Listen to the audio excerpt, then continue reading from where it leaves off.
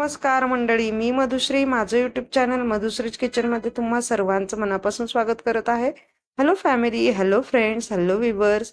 आज मी बनवणार आहे सोयाबीनचा खिमा. चवीला खूप छान लागतो, एकदा नक्की करून बघा.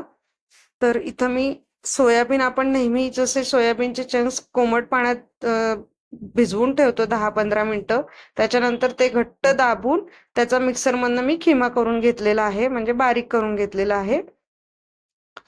आणि बारीक करताना पाणी घालायचं नाही, त्याच्यामध्ये सोक झालेल्या पाण्यात ते छान होतं.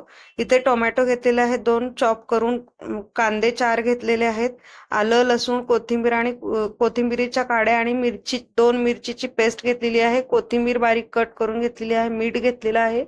आता मसाले सांगते. या चमच्याने मी 3 चमचे गरम मसाला घेतलेला आहे, 2 चमचे लाल तिखट, अर्धा चमचा हळद, अर्धा चमचा जिरा आणि अर्धा चमचा हिंग घेतलेला आहे. इथे मी बटर घेतलेला आहे 1 चमचा. 2 चमचे आपल्याला 2 पळी आपल्याला तेल लागेल. इथे मी कढई तापवत ठेवलेली आहे. कढईमध्ये आता आपण तेल घालूयात 2 पळी. तेल व्यवस्थित गरम झालं की आपल्याला ह्याच्यामध्ये जिरे आणि हिंग घालून घ्यायचं आहे. हे बघा, तेल आपलं तापलेलं आहे. जिरे आणि हिंग घालून घेऊयात.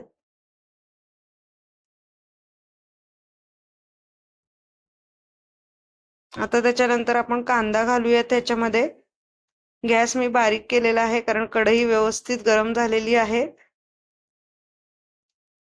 आता थोडंसं मीठ घालायचंय. कांदा एकदा हलवून घ्यायचा आहे, परतवून घ्यायचा आहे. त्याच्यानंतर आपण मीठ घालायचं आहे. त्याच्यामध्ये थोडंसंच घालायचं, अर्धा चमचा, म्हणजे पटकन कांदा शिजतो, परततो. अर्धा चमचा आपण ह्याच्यामध्ये मीठ घालून घेऊयात. मिक्स करून घेऊयात. आता ही आपण आलं लसूण कोथिंबीर आणि कोथिंबीरीच्या काड्या आणि मिरचीची पेस्ट घालूया त्याच्यामध्ये. आता व्यवस्थित मी पाणी वगैरे ते मिरचीचं सगळं आटवून घेतलेलं आहे. कांदा व्यवस्थित परतलेला आहे. सगळे मसाले एकदम घालून टाकायचे, काहीच प्रॉब्लेम नाहीये. आता आपल्याला ह्याच्यामध्ये टोमॅटो घालायचा आहे. टोमॅटो घालून एकदा व्यवस्थित मिक्स करून हलवून एकजीव करून आपल्याला ह्याच्यावरती ताट झाकून ठेवायचं आहे. साधारण 3 ते 5 मिनिटं ठेवायचं आहे आपल्याला.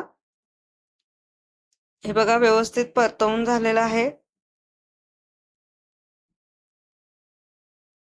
कांदा टोमॅटो आपली सगळ्या मसाले सगळे एकजीव झालेला आहे, व्यवस्थित परतवून झालेला आहे. आता ह्याच्यामध्ये खिमा घालून घेऊयात आपण.